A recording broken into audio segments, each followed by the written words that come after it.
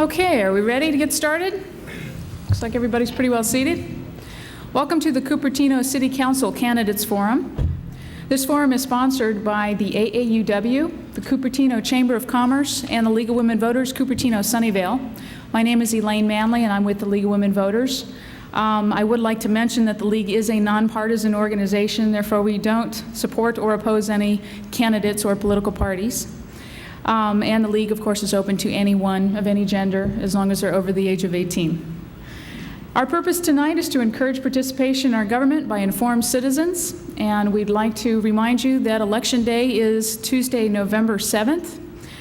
Tonight we have 5 candidates running for 2 seats on the council, and as you'll notice, we have 4 seated here. Unfortunately, one of the candidates, Donna Austin, has had a family emergency, and her husband, Scott, will be giving an opening statement on her behalf.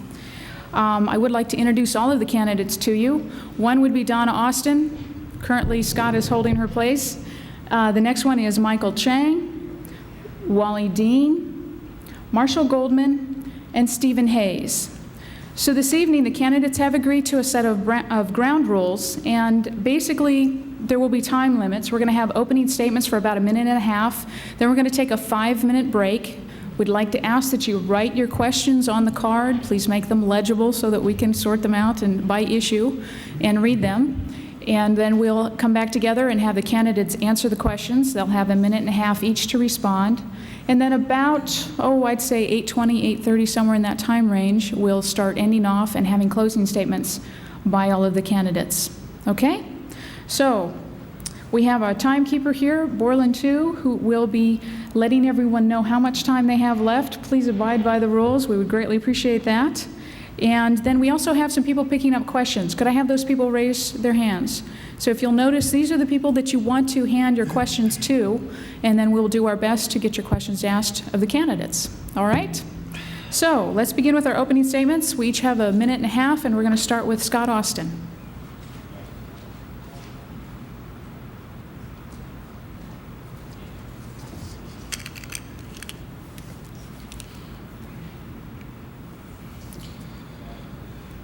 My wife Donna couldn't be here, so she asked me to read this for her. Please accept my apologies for not being here this evening. My uncle died Sunday, and services are tonight. His dying wish was that I speak a eulogy for him. Since we were very close, and I considered him to be a second father to me, I felt compelled and honored to keep my promise. My roots in this valley, my heritage in the Portuguese community, my sense of family all contribute to this absence. These feelings of commitment to family and community are what brought me to run for public office. It is a continuation of service, a repayment to others who have gone before me and gave to us this wonderful city. The last remaining open space is the foothills south of Stevens Creek Boulevard. As a planning commissioner, I am well aware of the fragility of the hillsides, of how bad grading, degradation of slopes, and inattention to ridge lines will subvert their beauty. This has been and will continue to be a priority of mine. As we fill in the remaining few parcels of land in the city, care must be taken not to destroy what now exists in both residential and business communities. We have an economic interdependency upon each other, and it will be a challenge to the next council to maintain that balance. Other priorities are to continue yearly reviews of the general plan as required by state law, establish a diversity committee to explore ways we can celebrate our cultural diversity, create a design review board to enforce our design guidelines, form a financial committee to study ways to create new revenue for the city. Thank you. Thank you, Scott. Next, we'll hear from Michael Chang.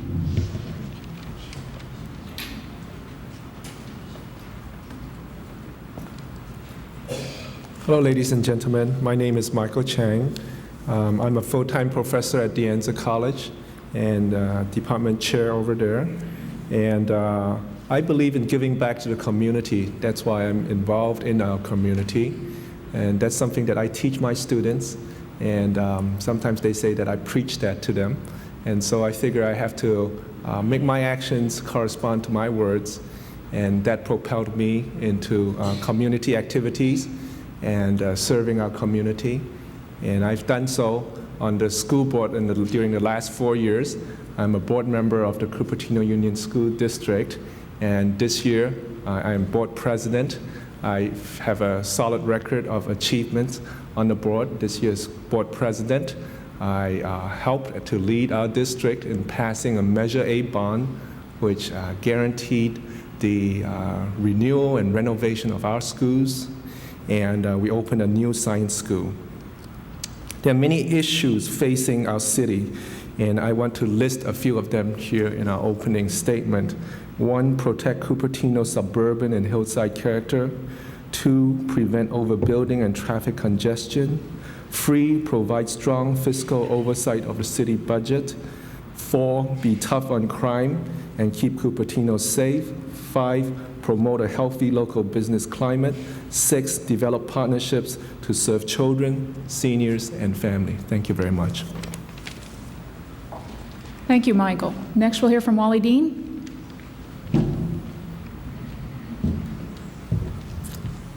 Good evening. When we started this quest, it was in essence of analyzing the issues that would be coming before us at this 4-year interval that I've been participating in government. The track record's fairly clear. What we're trying to do right now is focus the attention on what we think are very important issues for the public to understand. You need to come away with, no matter who you vote for, is not important. It's what you come away with from an information base. And the key thing that will dictate the way government operates in the city of Cupertino is one based on financial responsibility, being simply this. When you take the source of funds for City Hall, 67% are for the general fund are sales tax and franchise fees. Now, before everybody seems, they get a property tax bill, they see it, it's immense, they go, my property tax is paying for everything. For every dollar that is collected in property tax in the city of Cupertino, the city gets 2 cents. 2 cents. It's nothing. So when you're making your evaluation of what you see going on in the community, understand the economics. This is critically important. You need to form partnerships. You can't keep going away thinking it's them and us. It's got to be our harmonious team of community. And if nothing else, we will try to convey to you the facts, no aspersions, no lobbying for votes, just the facts. Let you come away with the decision. With that, I give you the other candidates. Thank you. Thank you. Marshall Goldman.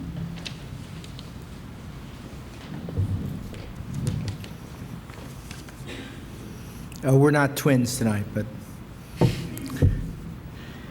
we all have a lot invested in Cupertino. We've invested in families, homes, neighborhoods, and local businesses. We enjoy a way of life that's unmatched by any other area in the peninsula. My name is Marshall Goldman, and I'm the author of the Hillside Protection Policy. And I'm running for Cupertino City Council to protect the investments we have all made in our community. There are 3 specific things I want to do when I'm elected. Number 1, I want to protect our green hillsides. As the author of the Hillside Protection Policy, I understand how important open space is to Cupertino. I want to keep the hillsides green. Number 2, I want to limit the building sizes along Stevens Creek Boulevard. Nobody wants to see Cupertino turn into another San Jose. We don't want San Jose traffic. We don't want their crime. And we don't want San Jose's unbridled development. Number 3, I want to bring back the 4th of July celebration and other community events. Things that make Cupertino more than just a city. They make it a community. Cupertino needs to protect its investments. As the author of the Hillside Protection Policy, I have already started the job. With your help and a vote for Marshall Goldman on November 7th, we can finish that job we started together. I want to thank the League for putting this on, and I agree, I think it's a very critical election. Thanks. Thank you. And next, Steven Haze.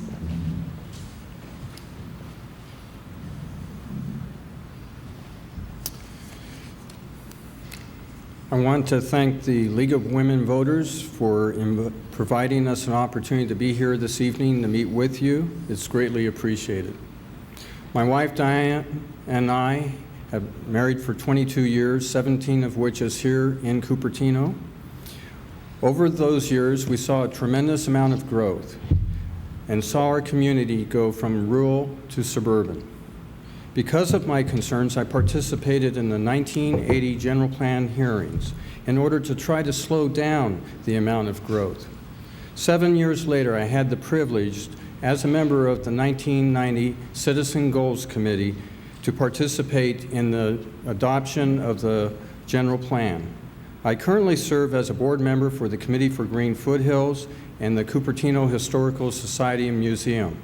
Formerly, I was also on the Chamber's Government Relations and Business Advocacy Committee.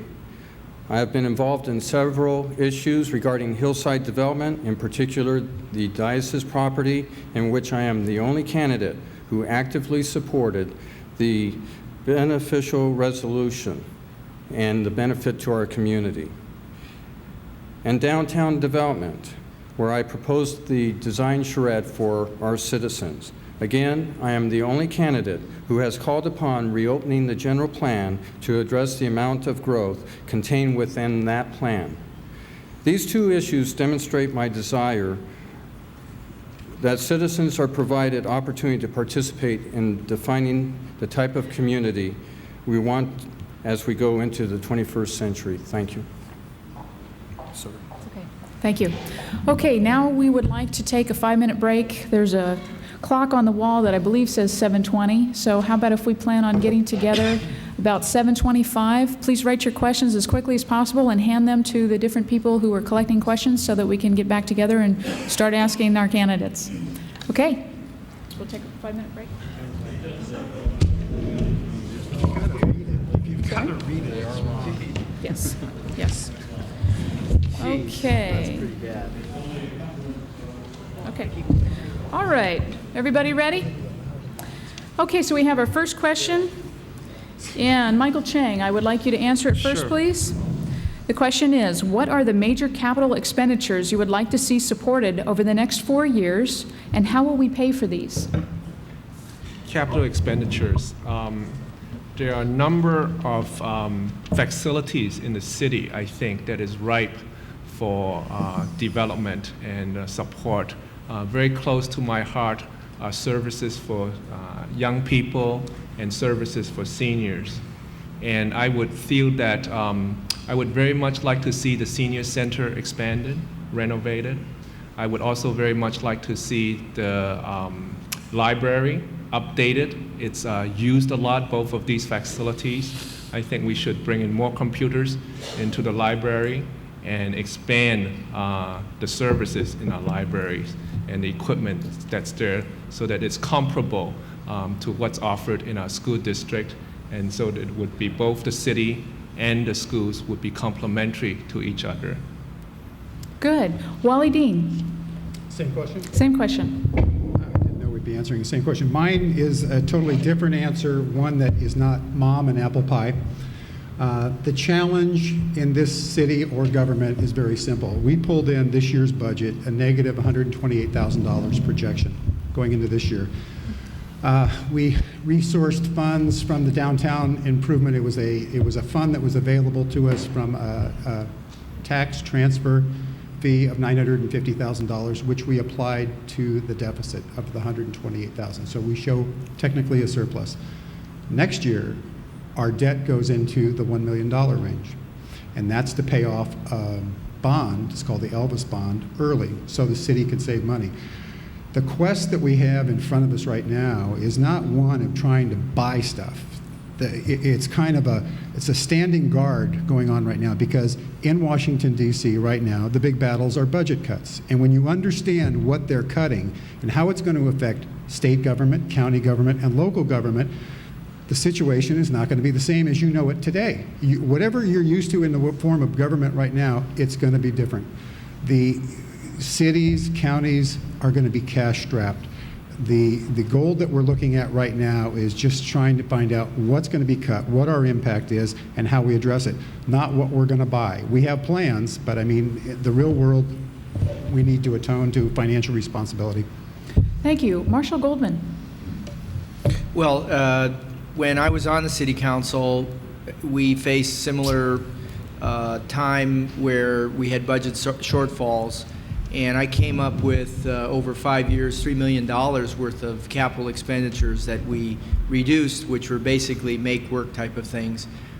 We had a minor road improvement fund, a major road improvement fund, and all sorts of funds where this money was squirreled away, and it just kept going on and giving people stuff to do. I think that one thing I would do is I would get rid of this concept of ripping up Stevens Creek and planting more trees. I think that's a waste of money. The city spent hundreds of thousands of dollars planning it, and it basically has come up with very little. I think we ought to be doing something more productive than that. On the other hand, I think that with the recent passage of the school bond measure, which I supported and I worked for, there are some opportunities on the land that the school has to work some partnerships. Specifically, one of the things I think we could do is look at expanding the gym facilities at some of the junior high schools.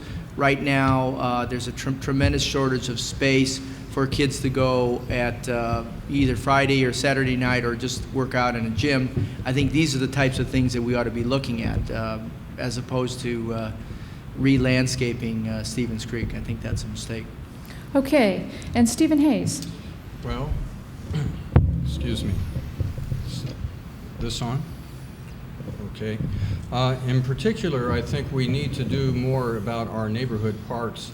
When I was going door to door, I was over at Hoover, and I met a woman named Audrey, and her children play in that park. They're on soccer teams, and she indicated that one of her interests was that we have restroom facilities, and that surprised me, where you have improved playgrounds, that there aren't facilities for our children.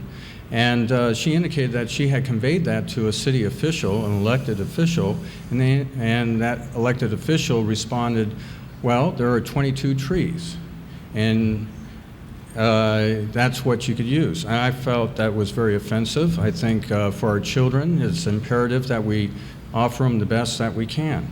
There's other types of capital improvement activities, street maintenance, tree planting in neighborhoods. The Stevens Creek Boulevard master plan, very, very modest proposal versus the Grand Boulevard, in which prior council was very strong on. That would have cost $25 million. I think that would help the small businesses in our community, and it would also serve a need for our residents. And finally, trails on the new diocese land going into Rancho San Antonio County Park. Okay, so now we have the next question, and Wally Dean, if you would please answer it first. The question is, given that residents' property tax pays for only a small part of the city's budget, how will you increase revenues from business so that residents do not have to pay more? Good question. Here, let me explain it a little different way, so you can get a feel and flavor of property tax. Our average per resident, our gross receipts from property tax per resident are $160 per resident. Our cost to provide services, which you enjoy in Cupertino, are $1,260. We're pulling in an $1,100 deficit just from the property tax equation. So you understand that what you think you're paying to finance the city, you're not making it. So we're forced to rely on other areas to generate funding, and the main one is sales tax. And that's why I covered, not real well, but I covered it as 67% is sales tax and franchise fees. That's critical. That's income to the general fund. That's critical. What we're pressing right now, and you probably saw it in the Hewlett-Packard plan, is we want sales offices here. Now, the impact of sales offices to a community in high technology is very simple. Sunnyvale, a neighboring city, has a Hewlett-Packard sales office there. What that means to Sunnyvale is $1.5 million into their general fund. Now, it's going to be a real simple equation. Either we get it for them or we get it from you. And I'd rather get it from the business community. We just spent $33 million on recreational space. That's pretty darn good. It's a style of living we've enjoyed, and that's what we want to maintain. We've just got to pay for it now. Thank you. Okay, Marshall Goldman. Well, I think, first of all, the one thing that we don't want to do is build thousands of houses on the hillsides, because we know that the taxes that we receive from residential development don't equal the services that we have to pay. And what that does is that puts more of a burden on those of us who live here right now, those of us who have kids in schools, those of us who use the city services. I wrote the hillside protection policy to prevent that from happening. I think that the first thing the city has to do is to realize that we cannot continue to grow, from here to Santa Cruz, and they ought to enforce the hillside policy that they have. The other thing I think that we have to focus on when you talk about sales tax is I'd like us to work with our existing businesses and find ways that the city can listen to them and make make what we have here right now work for us. We have a shopping center that is under severe strain. I think the city should work with the businesses to market our community and bring in a high-end department store to replace those that are there. That would do a tremendous amount to improve our retail climate. I also think that we should be finding out why places like Starbucks and bagel shops are locating in Sunnyvale, drawing our, everybody in Cupertino is at Starbucks. Why isn't Starbucks in Cupertino? Okay, thank you. Please watch your time, please. Steven Haze, please. One of the major sources of income for our city is through sales tax revenue, approximately 38%. That makes it where each community has to compete for sales offices. What I'm proposing is that we look at sales tax distribution. This will require a state law to be passed, in which is based on the workforce. So if Apple in our community has a workforce of 1,000, then the sales tax revenue is based on that workforce. That way we don't have to compete with Sunnyvale, Mountain View, and San Jose. We saw what happened in San Jose when it came to fries in the big box and $3 million tax credit. I don't want to get into competing with the other communities around us. The other aspect is, it was rightly pointed out that we spent $33 million for parks and improvements. I saved the city $35 million working with others in our community as it related to the diocese property. We have to be much more innovative and creative in the way we look at revenues. I don't want to use a worn out phrase of read my lips, but I am not looking for new sources of tax revenue. I find it offensive that we would try to assess a homeowner $100 when they have been affected by taggers, where graffiti is placed on their home. If they don't remove it within 10 days, the city comes out and they will be assessed $100. That's a low-level type of revenue generation. Thank you. Michael Chang. Yes, this is a very important question. The local businesses, the sales tax that we receive make up a third of our general fund revenues. And it really accounts for what we call our quality of life that we're so proud of in Cupertino. And that those sales tax fuel that in large part. So it's very important to maintain the overall economic health and vitality of our local businesses here in Cupertino. Times are changing. We are subjected to economic factors that are global, regional, and we must see how we fit into that here in our local economy. And the best way to do that is working closely with the business community in developing plans together. For instance, our Heart of the City plan on Stevens Creek, there was a discussion about trees and how they would be placed. In the end, we listened to our business community, but I would have brought them in from the front end, talking with them together so that we can both have beautiful trees and also as well as businesses that feel that they can prosper at the same time when the trees are there and it's beautiful. Okay.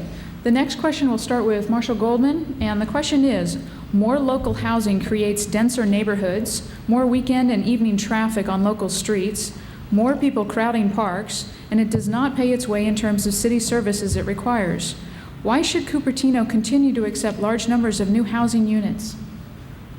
I think I just answered that, but I'll do it again. I agree. I think that one of the things that we all moved here, and I've talked with a lot of people about it, is they moved to be close to the hillsides. When I was on the city council, there were plans to build hundreds of units, if not thousands of units, in the hillsides. And in response to that, I wrote the hillside protection policy, which gave the city the power to control development in the hillsides. I mean, there's no question that regardless of your view on some of the recent developments, the number of houses that are allowed are significantly less than would have been had I not wrote the hillside protection policy.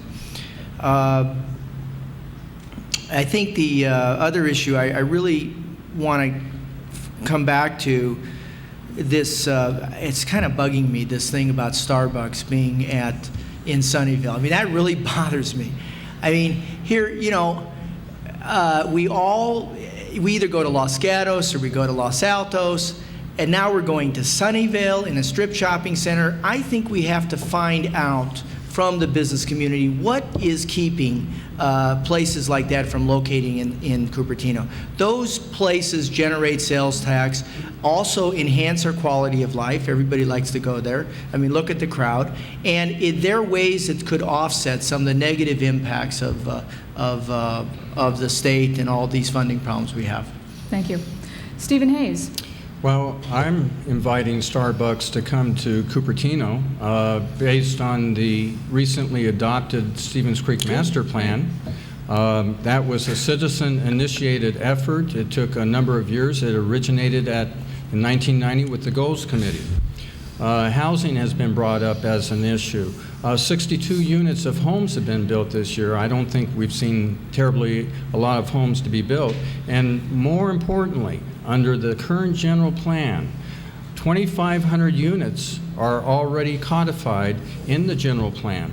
It would take years to build those 2,500, but under Tier 2, just to keep the jobs to housing balance as close to balance, would require 11,000 homes if we go towards build-out. So to me, it's very important to look at how we go forward in the future and try to bring about a balance in our community. The small businesses, the residents, our big three, they're very important to us in this community, and it's very imperative for us as council members to look at how we can work together to solve these problems. Okay, Michael Chang. Yes, I think the important thing to realize is that I moved into this community, we all moved into this community for the same reasons, because of what we see in Cupertino.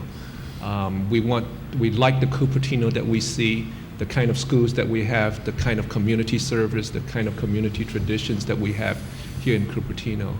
I do not believe that Cupertino can forever increase its housing, and I would have a strong problem with continuing to build high-density housing in Cupertino, and I would also have a problem with building tall high-rises in Cupertino. I do not feel that that is in character with the city that we have, and that is something that that I think that residents do not want. All right, Wally Dean. I won't make this real rocket science, but I think we all know that the available space in the city right now, there's not a lot of it.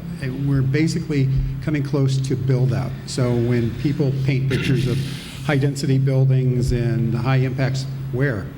The only place we've tried to throttle it is the hillsides, and I thought we've done a very effective job on it.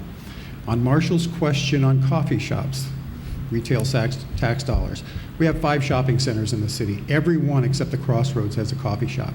The reason Starbucks couldn't come into the Crossroads is because it's completely filled. Otherwise, we'd like to have Starbucks. But trust me, we have coffee shops and they're doing darn well. Thanks. Good. Okay, next question. We're going to start with Steven Haze.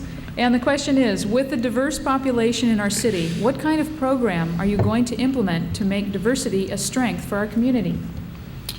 Well, During the general plan hearings, I had come before the council talking about diversity and having that included in the preamble to the general plan. And diversity to me is very important. Myself, I'm Cherokee Indian, I'm German, I'm Irish, and I'm Assyrian. So I think I have a little bit of experience when it comes to diversity. The other aspect is, as a council member, I think you have to be approachable. There's a lot of people who know me that I make calls, I approach them, I don't wait for them to call me, and we have what I think is a very vibrant and diverse community, and one that I'm very proud of to say.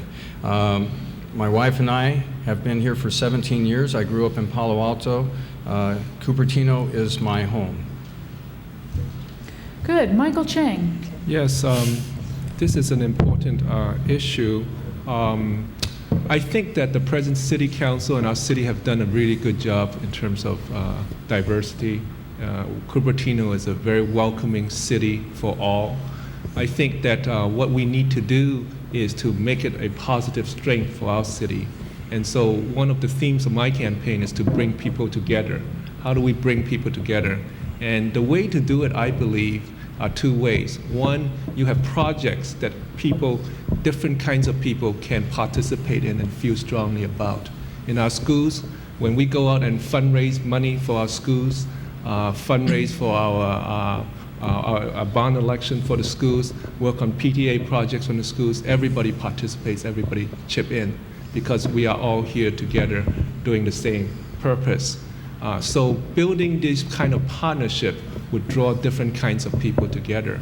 And the second way I could think of is related to my background. I teach intercultural communication. And so the more of these activities that we have, that different people can come together to work on, inevitably people learn about each other and understand each other better. And I think we will have a better city. All right. Wally Dean.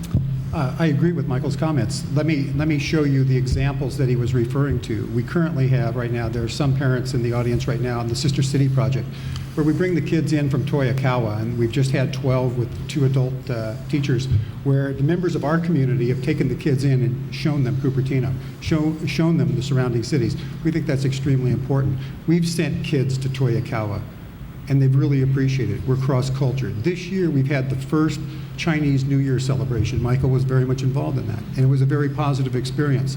We also had hosted in this facility, and I mean the entire facility, the Ikebana Festival, where Cupertino hosted visitors from Japan and all over the state of California. We had 4,000 people come through here in 2 days.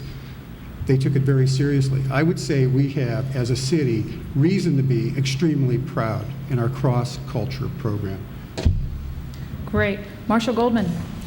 Well, when I was on the city council, we had a lot of cultural events, and I applaud the efforts of Wally and Michael to have brought those to the community. I think they're important. But guess what we don't have? We don't have the 4th of July. Now, I mean, you know, what a greater cultural event, I mean, than our nation's birthday. And what a greater opportunity to bring all the cultures in Cupertino together in one old-fashioned party where you have activities for kids, you could have a picnic, you could have all the service clubs would be involved, and everybody would be there, they would see everybody. After all, it's all of our birthdays. I mean, we have all our cultures. I have mine, you have yours, all of you have your own. Bring them all together and let's celebrate our nation's birthday. I think that is a very important thing that is lacking in Cupertino. It would make Cupertino the small town that it ought to be, that it is. Okay. You can clap. It's okay. All right, so let's see. We have our next question. We're going to start with Michael Chang. The question is, it has been said that the diocese plan, which was approved by City Council, is only the beginning of the end of the 5-year-long debate regarding this particular property. How will you work to ensure that the plan is completed as approved by City Council? I think that given the kind of circumstances that we have, that the diocese debate has gone on for over 5 years, it has created a lot of dissension in our community. I think that the resolution that it came to is an acceptable one. I don't think that everybody got exactly what they would have liked in all best circumstances, but that's what it comes down to. People coming together to work through problems together and coming to agreements and compromises. So I think it's a good compromise. If I were on council, I would uphold the diocese agreement, and I would work and continue to say that that's a good agreement. It's really unprecedented that 65% of the land would be donated to public open space. And I think that that's something that's very valuable to the long-term future of our community, something that I would feel very confident in upholding and applauding. Okay, Wally Dean. I think it's no secret. I had a problem with the diocese plan on several levels. First being that the Planning Commission spent over a year working on it. And when it came time for their votes, there were 5 different numbers given. One, the lowest being 36 units, the highest being 178. I think the thing that was frustrating on my part is when it came to council, it was kind of like the O.J. Simpson trial. They went in, they came out, boom, it's over. What they did is they just took the developer's plan. There was no discussion on the relevance or the comments that the Planning Commission made, which I thought was very, very well done. Didn't agree with all the numbers, but I agreed with the process. The issue on the open space, I truly think that's smoke and mirrors. It was a nice gesture, but you're in a city right now that we have, other than Palo Alto, we have more recreational space per capita than any other city in Santa Clara County. You know, you got to pay for it. And I was hoping that and what I think is going to happen is when that project is being built, it's going to be the same reaction as Seven Springs. They're going, where did all these houses come from? The tragedy in the matter, and this was discussed at council, I think, fairly, you know, with great attention, is the number of 178. That's not the total number. So if you hear they settled for 178, that's not the total number, because under California state law, you can add additional projects, and I think it's up to 25% of the number. Okay, Marshall Goldman. Well, I wrote the hillside protection policy to give the city the power to control development in the hillsides.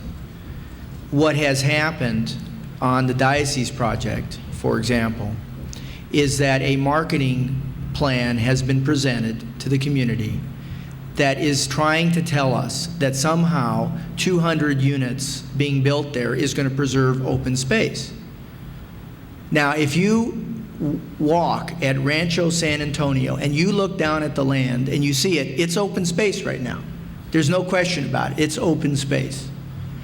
And through smoke and mirrors, this is a typical developer's trick to try to tell you that, well, you really don't have the open space because you can't walk on it, but you can see it, you can feel it, and it is designed to induce the city to build hundreds of units there.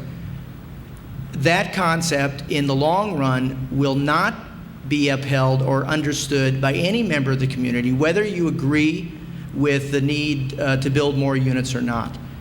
I personally feel that if there's a majority on the council, when I'm elected, that wants to reduce the number of homes on that property and get a real deal, I would be more than willing to lead them in doing that. All right, Steven Haze. Well, the smoke and mirrors, I feel somewhat offended by those types of comments. I think it kind of clouds the issue. And I think what we need is a little clarity. 2/3 of the land is being dedicated as public open space, no cost to you or I. Furthermore, the Committee for Green Foothills, a green seal of approval. Why would a reputable environmental open space organization support a general plan amendment change? Is that smoke and mirrors? And furthermore, the U.S. National Park Service, why would they support it?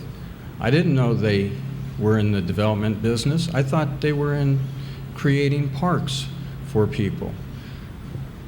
And interesting enough that the Parks and Recreation Commission, chaired by Bob Hendrickson, voted 5-0 to go forward with a general plan amendment if it meant great public benefit. All the hillsides, all the historic sites, 2 historic sites preserved permanently, riparian areas, wetland areas. I mean, that cannot be smoke and mirrors. A vision that people worked on over 5 years is becoming reality, and we're working together, a coalition, to assure that it will not be a Seven Springs. We all took a risk, and we want to be certain that we deliver to the citizens. Okay, next question, we're going to start with Wally Dean. Excuse me. The question is, the City Council created an affordable housing committee 4 years ago. The general consensus seems to be that the city now has policies in place to adequately promote the production of affordable housing in Cupertino. If elected, do you expect the AHC to serve a function during your 4-year term? If so, what would that be? It would probably be along the same lines that they're currently serving in. They have a proposal in front of the council right now that they're trying to gain more funds for low-income housing. The challenge, I think, under low-income housing was that it was a plan developed from the state in a time frame that housing prices were skyrocketing. And what they tried to do was create something to protect the lower end, to let the young kids have a place to stay. And it was a positive gesture. I think the surprising thing is when you look at the facts and you look at the numbers, from the time it was basically implemented, it went okay for a while, but the retail prices of houses have gone down. In other words, the motivation for starting low-income housing was this runaway inflation in the marketplace of housing that's gone. The actual assessed values of houses in Cupertino have gone down. There'll always be a place. The question comes back down to where's the space you're going to build the houses anyway. We just put 44 units on Stevens Creek, low-income housing, senior housing. We put in this 10% rule. Any new development that comes in, I think it's over 5 units, is 10% dedicated to low-income housing. So I see it continuing in the same vein. All right, Marshall Goldman. Well, the problem with affordable housing is that that everybody wants it, but they just don't want to live near it. And the city council only can find places that are near people that don't vote in order to put it there. So I don't think that they really made a real good effort there. I don't think affordable housing should be jammed down the neighborhood's throats. I think as a city council member, your first priority is to represent your neighborhoods, represent your citizens, and to find ways to build consensus. Very frankly, I know a lot of the people on the Affordable Housing Committee, and I think they have a very tough road to hoe. I worked with them when I was on the council. I wish them the best of luck. I'd like to go back to one thing with the time remaining. This whole thing with this great concept that's been worked on for 5 years on the diocese property, that's really not true. Originally, the concept was 500 units. When I wrote the hillside protection policy, that limited it to 36 units. There was an election that occurred. All that the city has done has increased the density on the property to 200 units. The city has gotten nothing in return. They've basically given away, they have no deed, they have no property, they have nothing. They basically have given away any controls that they have on the aspect of some marketing concept. Time? Okay, thank you. Steven Haze. Okay, just briefly, the City Council in which Mr. Dean and Mr. Goldman sat on voted 5-0 to allow the diocese to come forward to the city with any type of development proposal between 225 units to 293 units. So I guess things are a little smoke and mirrors in that respect. When we talk about housing, okay, in the last 5 to 8 years, for affordable housing, there's been probably no more than 30 units built. So there's not a stampede into Cupertino to build low-income housing. I want affordable housing for the middle class. I want housing available for those who are starting out that are young and working in new careers. I think that's the least we can do. That's why we would be serving on a council, is to look at the best interest for our community as a whole. And we have to also include the residents when there are discussions about housing projects or development projects where the residents can be involved much earlier on in the process. Okay, Michael Chang. Yes, I think that affordable housing is a worthwhile goal to continue to pursue in our city. Living, whether it be affordable housing or the 4th of July celebrations, which I've certainly uphold and would be more than glad to bring people together so that we can have a proper 4th of July celebration here in Cupertino. To me, it's an issue of diversity too. In Cupertino, we need different kinds of people living in Cupertino. And there are some people that work here that couldn't live in Cupertino. And we must have a heart for those people who've lived here for a long time. They can no longer live here, and their children may not be able to live here. So we must continue to have affordable housing. Affordable housing, as was mentioned, is sometimes very controversial. No, people don't like to live near them. But I think the whole concept of affordable housing is changing over time. Affordable housing in Cupertino is not cheap to start off with. And so if one puts a lot of thought into the building of affordable housing so that it blends in with the neighborhood, it's not really dense units. We're not talking about housing projects here. I think that that it's something that neighbors can buy into and support. Okay, our next question, we will start with Marshall Goldman. And the question is, do you favor selling the sports center complex or finding some other use for the property? Excuse me. When I was on the city council, one of the concepts that we had of the sports center complex was to put together a mixed age concept where you would have not only seniors and adults that are doing tennis activities and various activities, but also to expand the use of the facility to include the youth that have no place to go in the afternoons and on the weekends. Los Altos has these Lacey dances.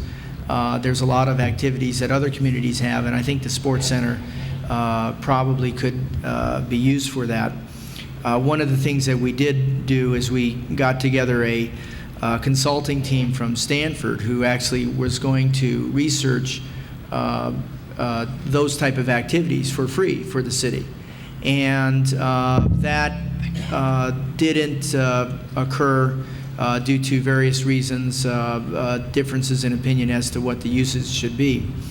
But I think that as a contiguous facility with Memorial Park, it would be a mistake for the city to abandon it. I think we have to be creative in finding new uses that include all aspects of our community. Okay, Steven Haze. If I remember correctly, the sports center was purchased by the city under Measure K, and that came about because a developer had threatened to close down the sports center and put up what was considered recreational amenities, storage for recreational vehicles. So obviously the city was very concerned, and rightfully so. And so Measure K did pass, and we now have bonds. We still have not gotten into the black as it relates to it. We've had 2 changes of management, and I really believe that maybe De Anza College is correct. They have talked about maybe that's something they'd be interested in. And obviously with the colleges, sports events, that would be a possibility to get it out from underneath the city's ownership. I think my concern with Measure T with Blackberry Farm was the same thing. These are businesses providing recreational opportunity to our citizens. Cities should not have to feel forced or coerced to purchase these properties. I think zoning can assist in that respect, and I think those who are experts in that field as far as sports and amenities should be managing those types of facilities. Okay, Michael Chang.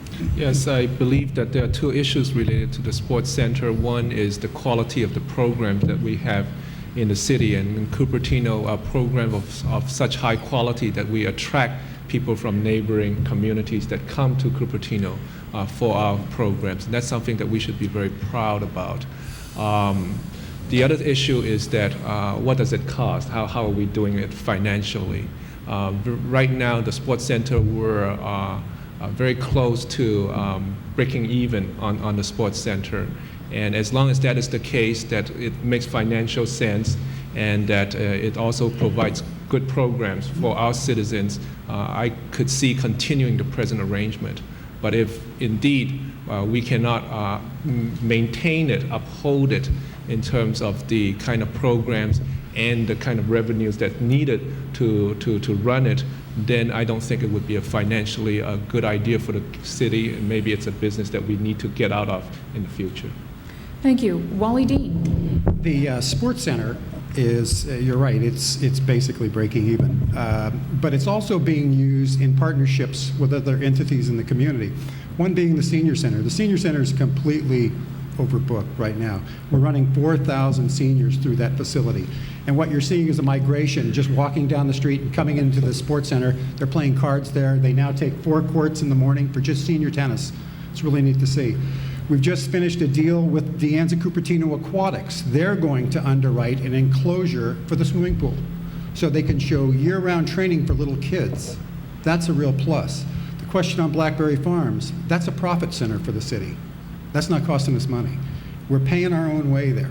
And that's the level that we've instituted for all parks and recreation programs. We thought there'd be a drop-off in programs because we told Steve Dowling, he says, we can't subsidize it anymore. The issue's money, whether it's the 4th of July, and I'll give you the background on the 4th of July. The 4th of July was $1,300 a minute of explosions. Now, these decisions were made when we were laying off 10% of the staff. 10% of the staff. So you've got bodies going out one door and you're going to spend money on this. We had to make some tough financial decisions. It's not some big secret. We're already working with the service clubs to have it next year. The question isn't next year we're going to have the 4th of July. It's the following years after that. Who's going to be able to finance it? Because it's a very expensive event. I agree it's a great event. We need to pay for it, though. Thank you. Okay. Next question. We're going to start with Steven Haze. The question reads, do you believe it is realistic for the city to require major companies to guarantee there will be no impact to current traffic levels before building permits for expansion are granted? Well, that question's in reference to Tier 2, and Tier 2 is another example of what's been described as smoke and mirrors. It's also a Trojan horse. The best experts in transportation management do not believe that we can meet the number of 100% mitigation.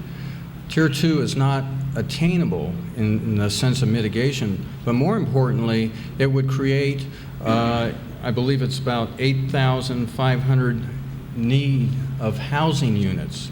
So housing is an issue. The general plan has a general housing mitigation that it is equivalent about 12.5% of all the housing that'd be required for the jobs that are currently under the full general plan. So in that respect, when you're faced with a jobs to housing imbalance based on build out from 1.3 to 2.5, a 92% increase, I think we need to go back and take a look at Tier 2. If it's not meaningful, if it's not attainable, then why is it there? And I think my position, and I've been very strong on this, is to go back, look at Tier 2 specifically, and either make it meaningful or reduce it or eliminate it. All right, Michael Chang. Yes, this Tier 2 is what's Tier 1 and Tier 2. The Tier 2 are land that's allocated to the free big companies to build basically this land that they wouldn't be using until after the year 2000. The Tier 2, as I see it, was not very well conceived. It's generated a lot of concern because it goes out 20 years. People are not sure if that's all going to be built all at once. And if it's going to be built all at once, people would be very concerned. And the issue of traffic mitigation, 100% traffic mitigation, seems so unrealistic, seems so unpractical. Anybody with any common sense would feel that either it's built in so that Tier 2 cannot be enacted, or that it's put in, and when it's enacted, somehow the mitigation issue will not be addressed, somehow it will go around it. And also the housing units, it raises the specter of a number of housing that is just unsustainable in our community, I don't think. So I look at Tier 2 and feel that it's something that was not well conceived. We may have to revisit it, work with the three big companies so that we could guarantee them reasonable growth in our city. But as it is conceived, I don't think it really benefits anyone. Okay, Wally Dean? When we started the election process and we were looking at what some of the issues might be, we had some focus groups. And we asked the people, what do you see are the major issues coming up this year? Very vague, very vague. We've addressed the major issues. When something like Tier 2 comes up, it's almost comical because simply this. You go into a general plan and it's based on a 10-year plan. And you look at a building plan, it's like a business plan. You're going out 20 years. The scope of the plan is 10 years. It's now 4 years to go on this general plan, 4 years. Now they're talking about Tier 2 and changing it. No one's going to touch it. Hewlett-Packard came in with an agreement the other day just to keep their Tier 1 agreement, not Tier 2, Tier 1. That is 20 years. Their time performance is 20 years. That's what you're talking about, real numbers. So you need to understand it. Don't get swayed by buzzwords. You need to understand the dynamics of the document. You have a document that's in place, 4 years left. You have a document that is in place that covers 3 companies. 2 of the 3 in the last 4 years have had corporate losses. You would have never thought of that 4 years ago. They're not these skyrocketing giants. It's kind of sad, I wish they were. So this huge growth policy that you're talking about, it's not going to happen in 4 years. Okay, Marshall Goldman. Well, Highway 85 came in, and the city says we have a 21% reduction in traffic. Not that the traffic is good or that it shouldn't be reduced any further, but businesses on De Anza Boulevard are hurting because there are no cars going by. So obviously, something is happening. Somehow traffic can be reduced. If you build more facilities, such as Highway 85, traffic can be reduced. This whole specter of thousands of homes in the general plan, there are not 11,000 homes in the general plan. In fact, the general plan has a policy, the hillside protection policy, which if it didn't have it, there would be thousands of homes in the hillsides. And all of us who moved here to get away from San Jose would be faced with San Jose just creeping into our backyard. Now, there was an election where the specter of 10-story buildings, there are no 10-story buildings in the general plan. The specter of 5 more Valcos, there are no 5 Valcos in the general plan. What we're saying is that we want to work with our major businesses, Hewlett-Packard, Tandem, and Apple, to plan for the next 20 years. So if growth occurs, we don't screw it up.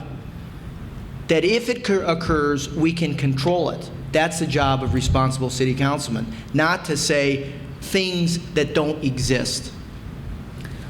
Okay, we're ready for the last question of the night. The question reads, Friday night, Margaret Thatcher stated that our elected people need to have a vision of what they want to do. If elected, what is your vision of Cupertino? And we will start with Michael Chang. My vision of Cupertino should correspond to the vision of Cupertino of the residents, people who live here, people who work here.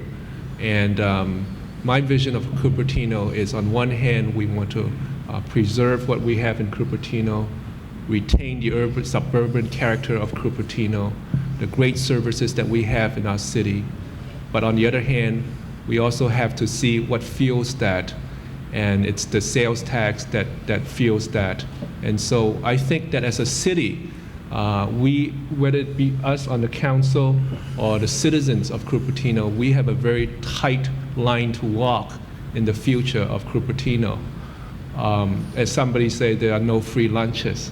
So we as a community have to decide collectively the level of growth we want in the community and the level of services we want in the community, and somehow to keep an even-keeled balance that will sustain us through many, many years to come. And we owe that to our children.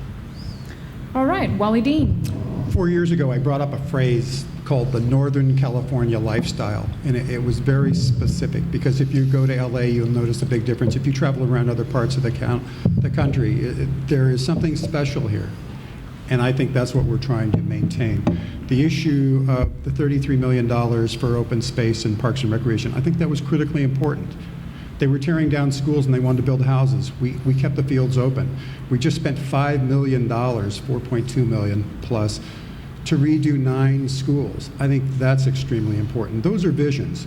Another vision that I tried to do in the last 4 years was CityNet, where the issue was, if you thought it was a good old boy network down at City Hall, if you thought it was just the insiders that got in, here was a vehicle. Whether you used it or not was immaterial, but at least you had an option to ask the mayor a question, ask city council a question, go in and ask department heads.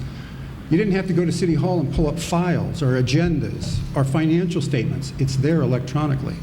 Now, you didn't have to use it, but at least you had a vehicle to get it. That was last time. That was the last 4 years, and we've been very successful at that.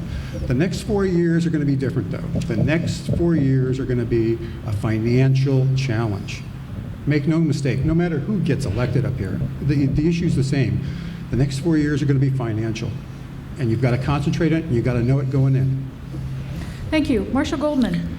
Well, first of all, I think that it's obvious of the caliber of the candidates that we have here tonight, maybe myself excluded, but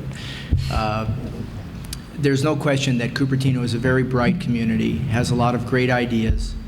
When I was honored to be on the City Council, it was amazing to me. Everybody that came before us had something to say, and it was articulate, and it was intelligent, and it was thoughtful. My vision really is to be able to have a group that leads this government, that listens to our community, that is open to creative ideas, whether it be finding new ways to mitigate sound on Highway 85. I mean, let's look at that. Finding ways to work with our major companies so that they can mitigate the negative effects of their growth, but still be allowed to grow. Planning for the future. I mean, people say you can't do it. I say, why can't we do it? Why can't we try? I mean, I think that this community has all the components to be the jewel of the peninsula, to lead this county and the state in finding innovative ways to work together. Neighbors, businesses, cultures, members of the City Council. I mean, I think that we owe it as leaders to make that happen. All right, and Steven Haze. I've been described as somebody who lays bricks and mortar, and you have to have a vision. I mean, you don't just lay those bricks and put in the mortar.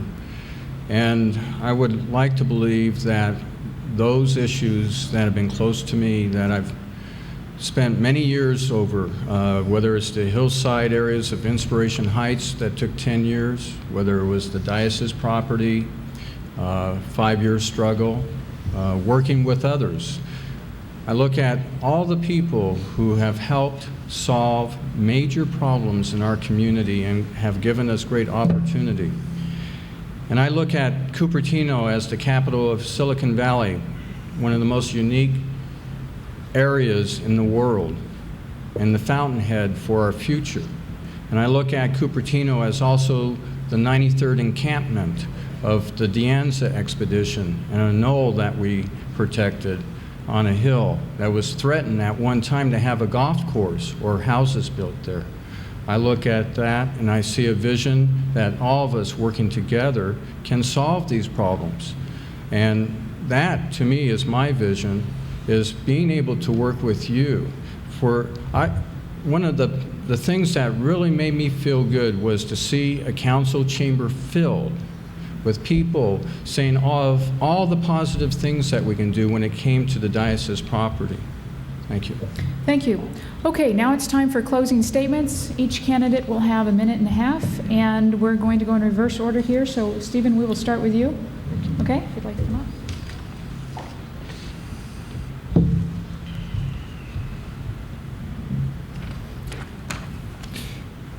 Earlier this evening, I talked about the things that I had done. I want to talk now about the things I would like to do. Again, as a council member, I will vote in favor of reopening the general plan to look at the amount of growth under Tier 2. We need to make it meaningful. I will look for ways to increase citizen access to government. I will work to repeal the $100 required for a citizen to file an appeal to the Planning Commission. I will have the Budget Committee more involved in city finances to safeguard our monies. I will work to ensure that the diocese development is monitored by a citizens committee. I will donate a part of my council salary, and I have to say that, my wife wanted me to clarify that, for an award to the city employee who saves the taxpayers money or improves services. I will propose that all commission and committee meetings begin no earlier than 5:30 p.m. I will request the council to instruct the Director of Public Works to begin working immediately with Caltrans to develop a noise reduction program on Highway 85. I will work to eliminate the $100 fee for removing graffiti from a resident's property. I will work to create a process that involves neighborhoods earlier in the conceptual phase of a development, and I will work to reestablish integrity in government and to reinstill respect to our citizens. Finally, I want to thank you as citizens for attending. It is greatly appreciated. Working together, let us again rekindle the spirit of community. Thank you. Thank you, Steven. Marshall Goldman. Thanks for listening. Everybody here wants to bring the community together, no question about it. I think that businesses and residents can work together. When I was on the city council, one of the things that I was proudest of the times that we were able to do those things. The school fields, for example, that was something that we came together and we said this is something we wanted, and it's happening now. The reason I would like to be on the city council is because I saw what benefit you could do while you were there. I want to be able to serve the community again. It's very important during election time that you look closer at what people have done and less at what they want to do. I am the author of the Hillside Protection Policy. When it mattered most, I stood up to the developers to ensure that our hillsides remained green and open. Whatever your view on the diocese issue right now, it would not have occurred if I had not stepped forward and wrote and presented the Hillside Protection Policy. I worked with the school district to improve the youth sports fields, and I helped to pass Measure A, the bond measure, which I think was a great effort by the community. It showed the value in education. I believe my experience gives credibility to what I want to accomplish and my dedication to the community, and I look for your support on November 7th. Thank you very much. I'll do it from here. Thank you. Okay, Wally Dean. One of the facets that I hate about politics or in environments like this where you have to talk about yourself, and I really don't want to do that. I don't want to put a cape on and fly around the room and tell you that everything's going to be better. What I would like to share with you, though, is an experience that Barb Koppel and I had back in Washington, D.C. that kind of will put this in the context of what I've tried to explain to you tonight. We had a meeting with the President of the United States, Bill Clinton. From that, we went to Newt Gingrich's office, and we had a public meeting, and then we got to go back into the inner sanctum of the Capitol.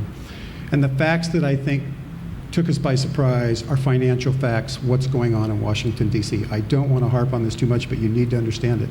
When someone presents you with numbers that in 6 years Medicare is broke, you're not ready for that. You're shocked. When you're talking about the United States of America going broke in 15 years, 15 years. That's why when you hear these numbers coming out of Washington, 7-year budget restriction, there's a reason for that. What you're seeing in Washington right now is an implosion, an absolute implosion. You need to understand this. And the ramifications that are coming back to the state of California or any state are gonna be immense. That's the best way to describe it. We had a meeting the other day at the city of San Jose, and the federal people were coming in telling us, you people need to get the information out to the people so it doesn't shock them. The form of government that you have today is going to change. So instead of telling you how great I am and I can fly around the room with a cape, you need to have the message. Just the next 4 years, the next 7 years, that's what's coming. Thank you. Thank you. Okay, Michael Chang.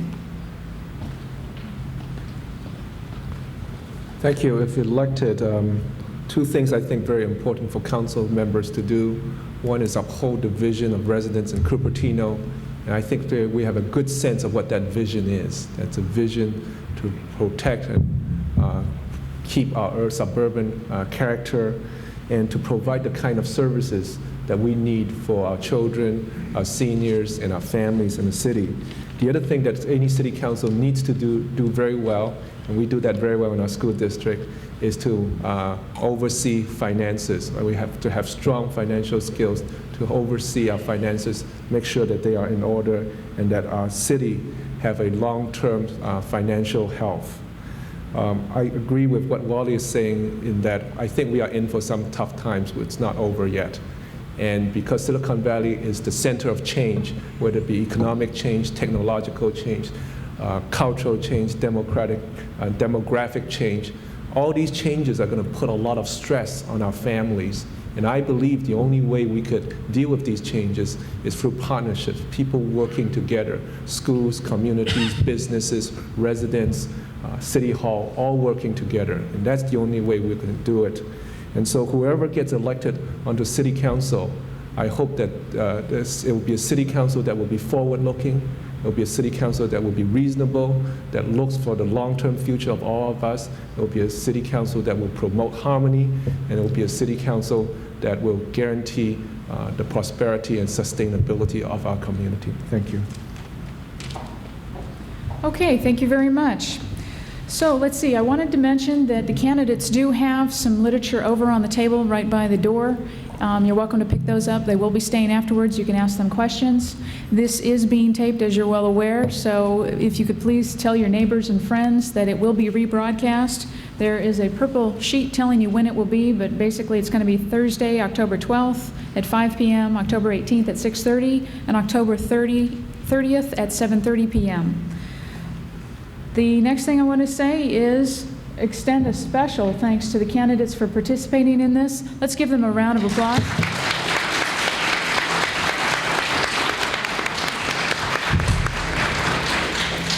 On behalf of the AAUW and the Cupertino Chamber of Commerce and the League of Women Voters, I'd like to thank you all for coming.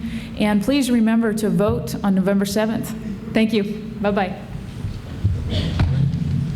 Thank you very much. Good job, Michael.